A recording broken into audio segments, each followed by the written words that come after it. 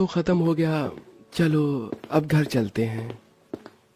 इतना कहकर रवि अपने घर की तरफ निकल जाता है, लेकिन जैसे ही रवि घर पहुंचता है तो देखता है कि उसके तीनों भाई पढ़ने लिखने के बजाय बाहर आवारा लड़कों के साथ पत्ते खेल रहे हैं।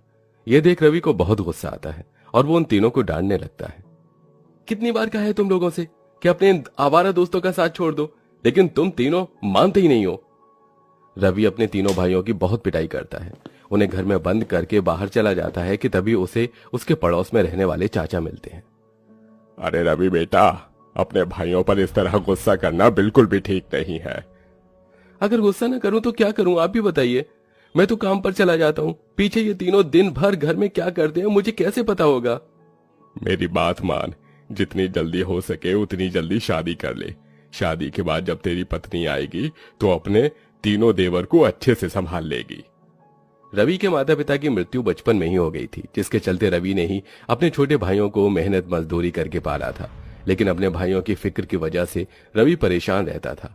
इसलिए रवि अब अपने चाचा की बात मानता है और एक गरीब परिवार की लड़की से शादी कर लेता है।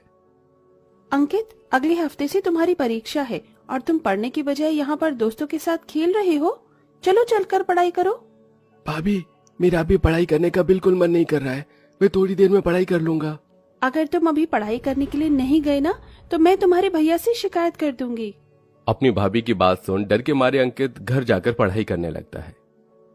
भाभी, आपके हाथों में तो जादू है। हाँ जब से आप घर में आई हो तब से हम लोगों को पता चला है कि दाल और आलू के अलावा भी कितनी सारी सब्जियां होती हैं, वरना रोज भैया दाल और आलू बनाकर ही खिलाते थे।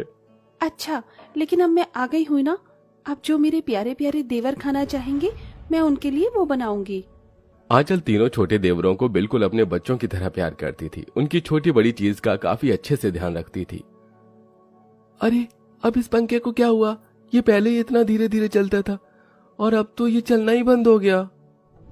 मैं तो भैया से बोल बोल कर थक गया कि इस पंखे को बदलवा कर एक नया पंखा लगा दो, लेकिन भैया सुनते ही नहीं है। अपने तीनों देवरों को गर्मी से परेशान होता देख आंचल अपनी आधी अधूरी नींद से उठती है और रात भर उन्हें पंखे से हवा करती है। क्या हुआ अंकित? कुछ दिनों से देख रही हूँ तुम काफी उदास लग रही हो, सब ठीक है ना? हाँ भाभी। कुछ तो बात है जो तुम मुझसे छुपा रहे हो, बताओ तुम्हें मेरी कसम। मैं अपने आगे की पढ़ाई के लिए बाहर जाना चाहता हूँ, लेकिन उसके लिए बहुत पैसे लगेंगे और भैया के पास कहाँ इतने पैसे हैं। अंकित को इतना उदास देख आंचल को बिल्कुल भी अच्छा नहीं लगता, जिसके चलते आंचल रवि से बात करती है। लेकिन आंचल, मैं अंकित को बाहर भेजकर पढ़ा सकूं इतनी मेरी औकात नहीं है, मैं कहां से लाऊंगा इतने पैसे। मेरी माँ ने मेरी शादी में जो मेरे लिए गहने बनवाए थे हम उसे बेच देते हैं, उन पैसों से तो हम अंकित की पढ़ाई आसानी से करवा सकते हैं ना। मैंने हमेशा सोचा था कि जिससे मेरी शादी होगी क्या वो मेरे भाइयों का मुझ जितना ख्याल रख पाएगी, लेकिन तुम तो मुझसे ज्यादा मेरे भाइयों का ख्याल रखती हो। आंचल रवि को अपने गहने दे देती है, जिसके बाद रवि उन गहनों को बेचकर मिले हुए पैसों से अपने भाई के पढ़ाई का इंतजाम कर देता है। अपना ध्यान रखना, किसी भी चीज की जरूरत हो तो बताने में हिचकिचाना मत और मन लगाकर पढ़ाई करना। आंचल रवि अंकित को बाहर पढ़ने के लिए भेज देते हैं, लेकिन अंकित के कभी हॉस्टल का खर्चा तो कभी किताबों का खर्चा रहता है। इसलिए अब आंचल भी मेहनत मजदूरी का काम शुरू कर देती है और साथ ही अपने छोटे दो देवर को भी पढ़ाती है। समय गुजरता है और जहां अंकित की पढ़ाई पूरी हो जाती है और उसकी एक अच्छी कंपनी में जॉब लग जाती है, वहीं दोनों छोटे देवर भी अब बड़े हो जाते हैं। अरे अंकित, ये तो इतनी सारी शॉपिंग किसके लिए कर रहा है? अपने भैया भाभी के लिए। आज मेरी फर्स्ट सैलरी आई है ना, इसलिए मैं ये सारी चीज उनके लिए खरीद रहा हूँ। अरे अपने भैया भाभी के लिए आज के समय में इतना कौन करता है? अरे तू महीने में 30 दिन मेहनत करके पैसे कमा रहा है, अपने लिए या उनके लिए? अरे मेरे दोस्त, आजकल के जमाने में कोई किसी का नहीं है, सब मतलबी है, मतलबी। मेरे भैया भाभी बिल्कुल मतलबी नहीं है, उन्होंने मुझे पढ़ाया लिखाया है, काबिल बनाया है। इनमें भी उनका ही स्वार्थ था। अरे अगर तू पढ़ेगा, अच्छी कंपनी में काम करेगा तो फायदा किसका होगा, तेरा या उनका? जरा सोच। अपने दोस्त की बात सुन अंकित थोड़ा परेशान हो जाता है, जिसके बाद अंकित घर जाता है, लेकिन किसी से ठीक से बात नहीं करता, जिसे देख। क्या हुआ अंकित, जब से आया है परेशान सा लग रहा है, सब ठीक है ना? मैं चाहता हूँ कि जिस तरह से पढ़ाई मैंने बाहर शहर में की है, मैं नौकरी भी वहीं पर करूँ। ये तुम क्या कह रहे हो? इतने सालों बाद तुम हमारे पास आए हो और अब तुम्हें वापस जाना है? तुम यही कहीं नौकरी कर सकते हो ना? मैंने इतनी पढ़ाई लिखाई इस गांव में नौकरी करने के लिए नहीं बल्कि शहर में नौकरी करके एक अच्छी जिंदगी के लिए की थी। मैं कल शहर जा रहा हूँ और अब मैं वहीं पर रहूंगा। आंचल रवि अंकित को रोकने की बहुत कोशिश करते हैं लेकिन वो उनकी एक नहीं सुनता और शहर चला जाता है और उनसे बात करना बंद कर देता है और ऐसे ही कुछ हफ्ते गुजर जाते हैं। अरे राज, तू कहीं बाहर जा रहा है क्या? हाँ यार, मेरी शहर में नौकरी लग गई है इसलिए मैं जा रहा हूँ। और वैसे भी अब इस गांव में क्या रखा है, शहर जाऊंगा कमाऊंगा। मेरी बात मान, तू भी शहर आ जा, दोनों दोस्त मिलकर अच्छी जिंदगी जिएंगे। राज की बात सुन पवन उसकी बातों में आ जाता है, जिसके बाद अब पवन भी शहर जाने की जिद करके बैठ जाता है। अंकित तो हमें छोड़कर चला गया, अब तुम भी हमें छोड़कर चले जाओगे?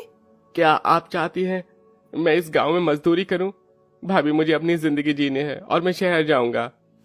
पवन लड़ाई करके घर छोड़कर चला जाता है और अपने दोस्त राज के साथ एक छोटी मोटी नौकरी करके अपनी जिंदगी जीता है। अरे मत रो आंचल, तुम्हारी तबीयत ठीक नहीं है।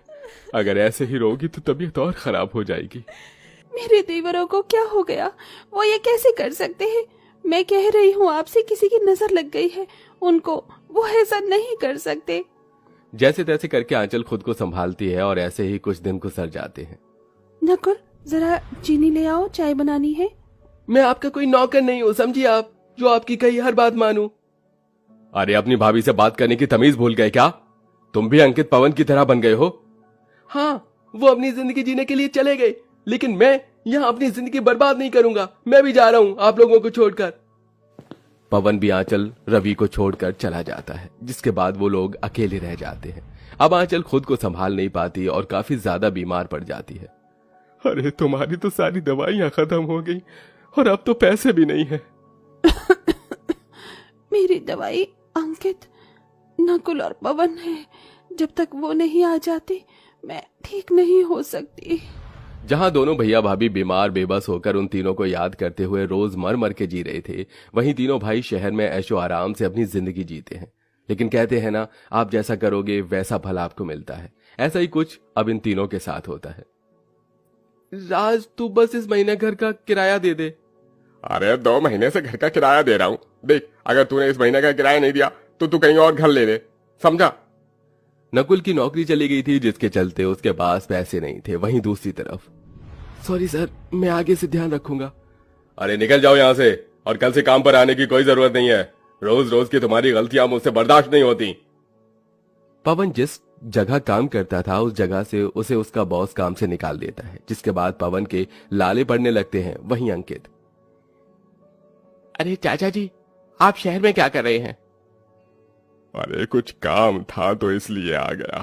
तू तो अब बहुत बड़ा हो गया है, बड़ी बड़ी कंपनी में काम कर रहा है। लेकिन तेरे भैया भाभी क्या हुआ उनको? अभी तो कुछ नहीं हुआ है, लेकिन आगे हो सकता है। उन्होंने मेहनत मजदूरी करके तुम तीनों भाइयों को पाल पोस कर बड़ा किया। तेरी भाभी ने तुझे बाहर भेजने के लिए अपने गहने तक बेच दिए थे ताकि तू पढ़ाई कर सके, लेकिन तूने और तेरे दोनों भाइयों ने देवी देवता समान अपने भैया भाभी को छोड़ दिया। चाचा के मुंह से अपने भैया भाभी की असलियत जान अंकित को खुद के लिए बहुत पछतावा होता है।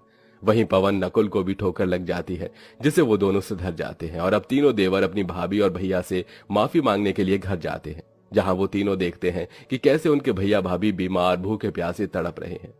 भैया भाभी, हमें माफ कर देना, हमसे बहुत बड़ी गलती हो गई।